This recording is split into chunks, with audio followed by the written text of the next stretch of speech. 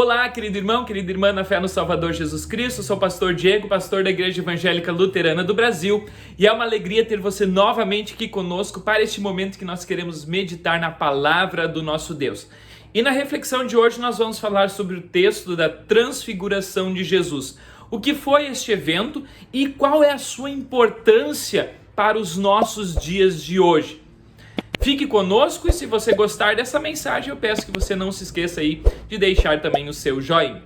Vamos então à reflexão de hoje.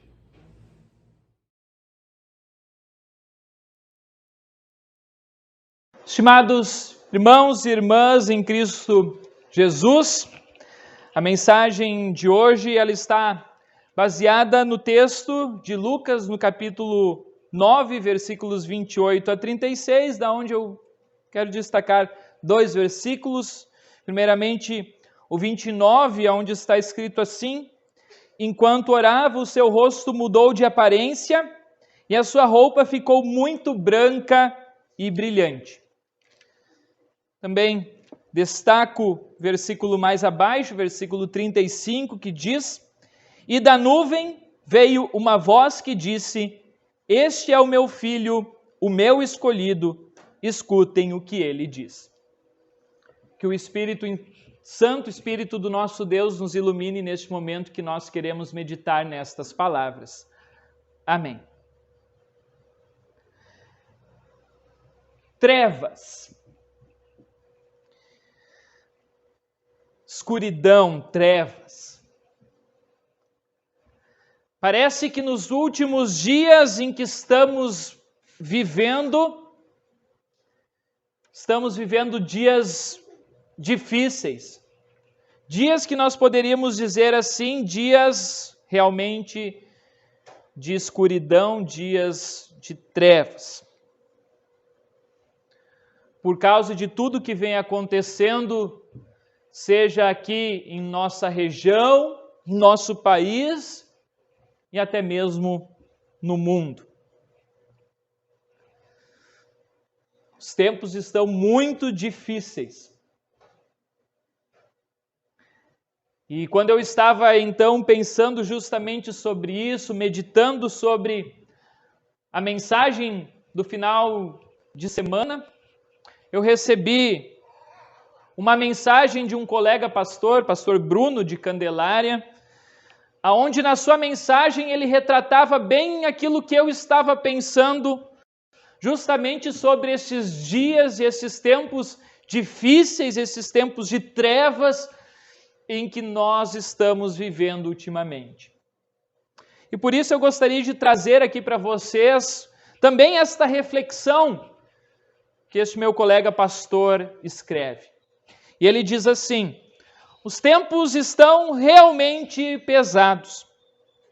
Nós vamos completar 2 anos de mudanças drásticas em nossa rotina.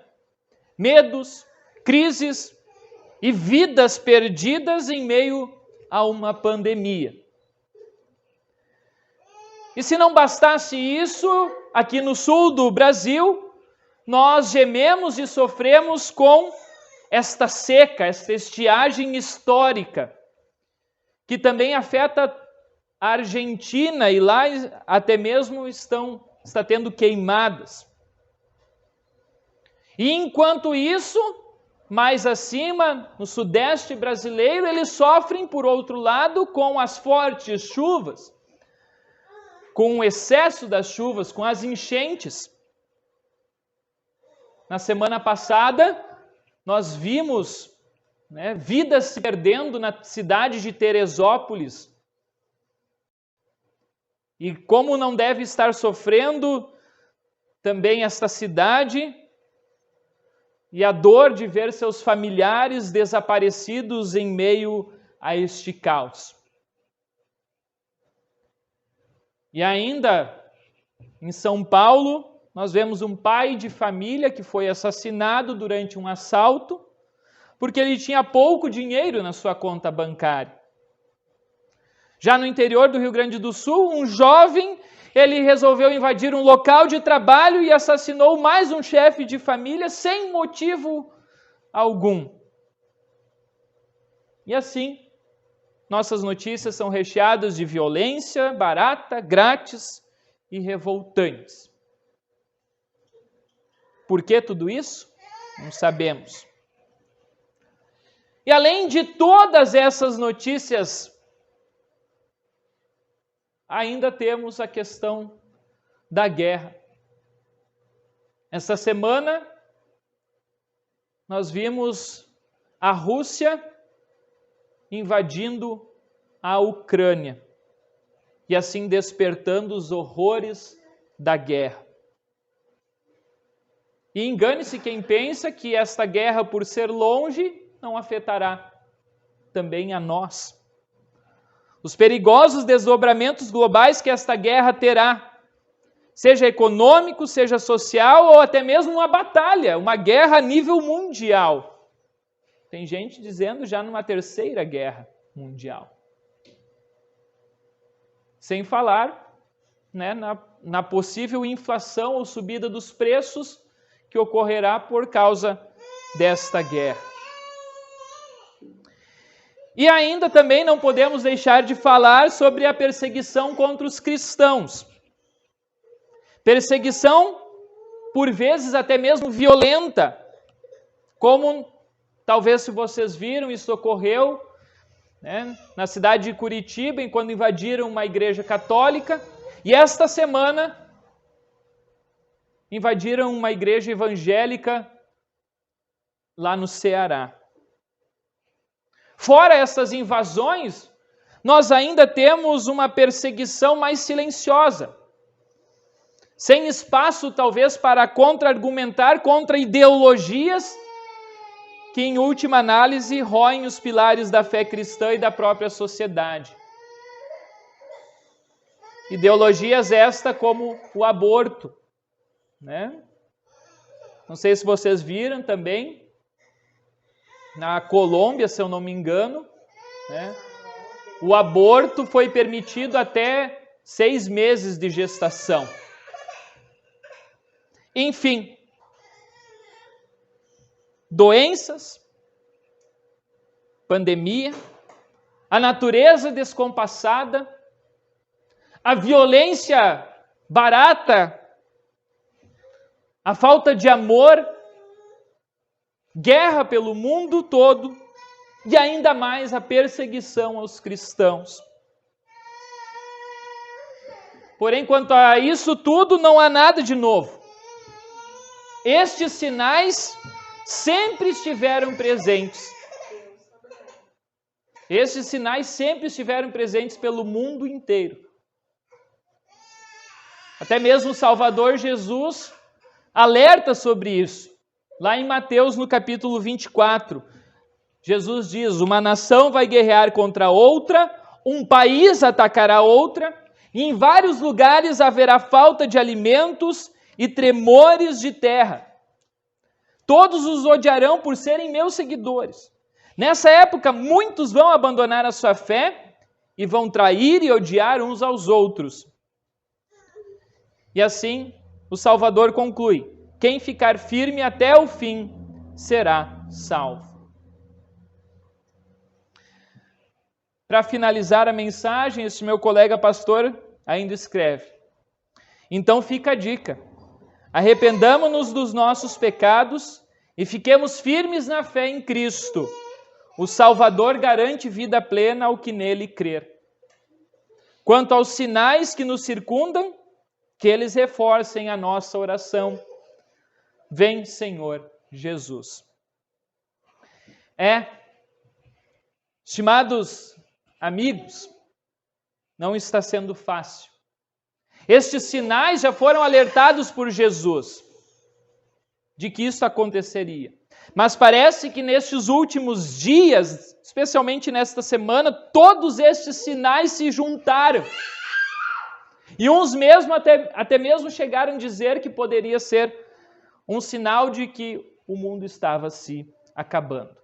Mas o próprio Jesus diz que quando isso acontecer, isso será apenas o início das dores. Será apenas o começo, o princípio das dores. Não sabemos quando Jesus vai voltar. Pode ser a qualquer momento. mas que a coisa está feia, estamos nas trevas. Estamos nas trevas. E como o apóstolo João diz lá na sua carta, na sua primeira carta, capítulo 5, versículo 19, o mundo jaz no maligno. Ou seja, o mundo está perdido. O mundo está na escuridão. O mundo está nas trevas. O mundo está no pecado. Basta olharmos: violência, guerras, pandemias, assassinatos e tantos outros sinais que mostram realmente a escuridão por que estamos passando. E se por um lado nós temos a escuridão das trevas, nós temos todas essas coisas ruins, parece que, de propósito ou não, este final de semana nós temos um evento que, mesmo em meio às trevas, nós vemos uma luz. Alguns diriam uma luz no fim do túnel. Uma luz verdadeira. Uma luz que nos tira desta escuridão do mundo em que estamos e aponta para aquele que é a verdadeira luz, que é Cristo Jesus. O episódio da transfiguração de Jesus, quando as suas vestes ficam brancas e o seu rosto muda de aparência, é como se estivesse o céu nos mostrando um pouco, né, da sua glória, do seu brilho. É como se os céus estivessem abrindo uma fresta para mostrar como realmente será lá. Aonde Deus reina com poder, com glória e com majestade, e naquele episódio é como se os céus estivessem, então, se abrindo também para nós. Esse episódio da transfiguração é um episódio muito interessante, porque ele mostra que, na realidade, nós somos muito parecidos com os discípulos. Pedro, Tiago e João, que lá estavam. Nós estamos no meio das trevas, assim como eles estavam também no meio das trevas. Enquanto Jesus e a veste de Jesus estava resplandecente e vieram Moisés e Elias e apareceram do lado de Jesus, o que os discípulos estavam fazendo?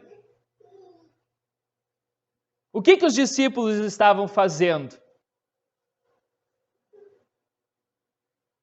Diz o texto que os discípulos estavam dormindo profundamente. Estavam dormindo profundamente. E isso me fez também pensar o seguinte: será que nós também, muitas vezes, não estamos dormindo no meio das trevas? No meio do caos, nós não estamos dormindo?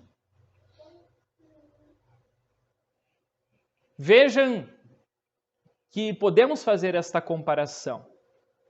O que acontece, já deve ter acontecido com vocês, quando vocês entram em um lugar muito escuro e vocês, por um acaso, apagam a luz daquele local e não tem nada que ilumine aquele local. Vocês conseguem enxergar alguma coisa? Não, né? Mas, se a gente ficar por ali por alguns minutos, mesmo que não haja nenhuma luz, vocês vão começar a se acostumar, o olho de vocês vai começar a se acostumar com a escuridão. E aí vocês vão começar a enxergar algumas coisas. Será que nós não estamos nos acostumando com a escuridão? Será que nós não estamos nos acostumando muitas vezes com as coisas deste mundo? Com as trevas? Com o pecado? Com a morte? Com a violência? Com a indiferença social das pessoas? Com os abusos que tanto acontecem? Será que muitas vezes nós não fechamos os nossos olhos para isto? Não é comigo. Ou de tanto a gente ver isso acontecendo, notícias de guerras, isso nós temos sempre. Será que a gente não acabou se acostumando com isto? Não dando mais importância para estas coisas e acabamos dormindo? Nos acostumando com a escuridão, com as trevas?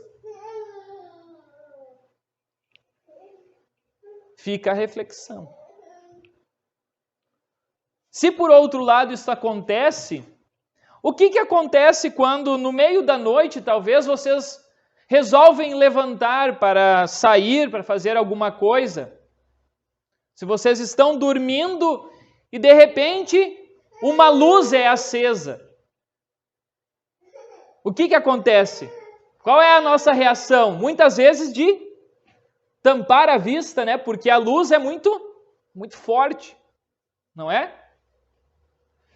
Veja a reação dos discípulos. Claro, eu procurei esta imagem para mostrar que provavelmente foi esta reação deles ao verem o brilho de Jesus, porque eles estavam ali dormindo profundamente, diz o texto. E com a luz, eles foram acordados e não conseguiam enxergar direito. Tamanha luz forte que vinha de Jesus, de Moisés e de Elias. Ficaram quase que como cegos pela luz. Quase que como quando a gente está andando de noite de carro e vem um carro de farol alto no meio da estrada e este não baixa o farol, a gente fica por um tempo quase que atordoados, e isso pode até ocasionar um acidente. Um brilho, uma luz tão forte, que muitas vezes nós, por estarmos acostumados com as trevas, acostumados com a escuridão, quando vem o brilho de Jesus, nós ficamos meio que perdidos, atordoados. Por quê? Porque a luz, o brilho, a luz ela revela todas as coisas. Em meio às trevas, quando a luz ela mostra aquilo que é certo e aquilo que é errado. E foi para isso que Jesus veio. Através da sua palavra nos mostrar aquilo que é certo, aquilo que é errado. E com a sua luz nos guiar no caminho correto. Tem um hino do nosso hinário, o hino Amoroso e Humilde Servo, numa das estrofes diz assim: possa a luz reveladora, a luz reveladora é esta luz de Jesus, que revela as coisas que estão acontecendo e que faz com que a gente olhe e perceba que muitas coisas, talvez das que estamos fazendo ou vivendo, são coisas erradas, são coisas das trevas. E que nós precisamos olhar para Jesus. Sair da escuridão do pecado, da morte, e voltar os nossos olhos para Deus, para aquilo que Ele faz. E assim é na nossa vida. Mas esta luz, por mais que ela seja num primeiro momento ofuscante e revele a nossa natureza pecadora, revele as coisas que estão escondidas, ela, por um outro lado, é a luz que nos mostra o caminho correto, o caminho que devemos seguir, especialmente quando estamos meio que perdidos. E por isso é bom estar na companhia desta luz, é bom estar na companhia de Jesus. É bom estar aqui na igreja, e por isso que Pedro, ao acordar, ele olha para Jesus e para Moisés e Elias meio que se afastando, e ele espera. Mestre, como é bom nós estarmos aqui, todos nós aqui reunidos. Vamos armar 3 tendas, uma para você, outra para Moisés e outra para Elias. A ideia de Pedro era ficar ali. Quanto mais tempo, melhor. Porque ele estava na presença de Jesus. Os céus estavam se abrindo, podemos dizer assim, com esta revelação e com este brilho de Jesus. E Pedro não queria que aquilo acabasse. Só que Pedro ainda estava um pouco meio que atordoado. Por ter recentemente se acordado, ele não sabia o que estava dizendo. Isso o evangelista Lucas deixa bem claro, né, no versículo de número 33, né, dizendo: Pedro não sabia o que estava dizendo. Porque Pedro, a ideia dele era ficar ali. Aqui está muito bom, para que eu vou sair daqui? Para que eu vou sair deste momento tão bom, aonde Jesus está iluminando a minha vida e eu estou aqui também na companhia de Moisés e de Elias, estes grandes líderes do povo de Deus. Vamos ficar aqui, vamos armar uma tenda, uma casa, uma barraca e vamos ficar aqui. É muito bom estar na presença, na luz de Jesus. Porém, esta não era a missão de Jesus. Não era ficar ali. Este momento tinha que acabar, uma hora ou outra isso iria acabar.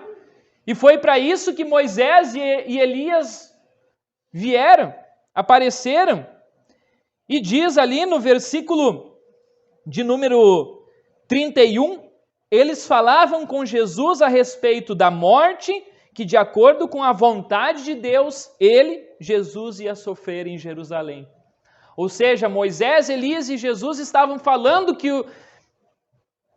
a missão de Jesus era sair do monte, era descer o monte que eles estavam, ir até Jerusalém, para lá ele sofrer e morrer para salvar a humanidade dos seus pecados. A missão deles não era ficar ali. A missão era no mundo. A missão era no meio das trevas, no meio do caos, que também havia naquela época. A missão de Jesus, ela ainda não havia acabado e eles precisavam descer do monte. Assim, Moisés, assim, Jesus e os discípulos depois desceram, precisaram voltar para casa. Precisaram voltar para o meio do povo pecador. Precisaram voltar para as trevas em que eles estavam. Assim, hoje, talvez o nosso culto, uma hora também vai acabar. É muito bom estar aqui, é muito bom estar na presença de Deus, é muito bom estar na companhia de Deus. E como seria bom que se a gente estivesse sempre neste momento, nesta companhia de Deus. Mas a nossa missão, assim como a missão de Jesus e dos discípulos, não é aqui dentro da igreja. A nossa missão é no mundo lá fora. A missão nossa é levar a luz de Cristo para aqueles que estão nas trevas, para aqueles que estão no pecado, para aqueles que estão afastados de Deus, para aqueles que estão sofrendo com a morte, com a violência e com as coisas deste mundo. Essa é a nossa missão, descer do monte. e levar a luz de Jesus. Por isso a gente cantou no hino anterior, brilha Jesus, mostra ao mundo a luz de Deus Pai. Vem Espírito de Deus, vem refulge em nós. O que é este refulgir? É que a luz de Deus deve brilhar em nós, assim como ela brilhou em Moisés, né? E as pessoas não conseguiam ver Moisés, assim também esta luz deve brilhar através de nós, para aquelas pessoas que estão nas trevas, para aquelas pessoas que estão perdidas, estão talvez longe de Deus. A nossa missão não é aqui dentro da igreja. Nossa missão é lá no mundo, lá fora, nas trevas. É bom estar na companhia de Jesus, é bom estar no meio da luz. E nós somos essa luz quando nós seguimos realmente a voz de Jesus. Depois, Deus ainda desce no meio de uma nuvem e diz: este é o meu filho amado, escutem o que ele diz. Por fim, esta é a nossa fala, né? Escutar as palavras de Jesus, pois as palavras de Jesus dão vida e sabedoria. E nós devemos levar estas palavras para o mundo lá fora, para este mundo pecador. Que Deus assim abençoe a vida de vocês, que vocês possam também resplandecer a luz de Jesus. E que no meio destes tempos tão difíceis que talvez nós estamos vivendo nesses últimos dias, a gente saiba orar e pedir a Deus para que Ele ilumine a nossa vida.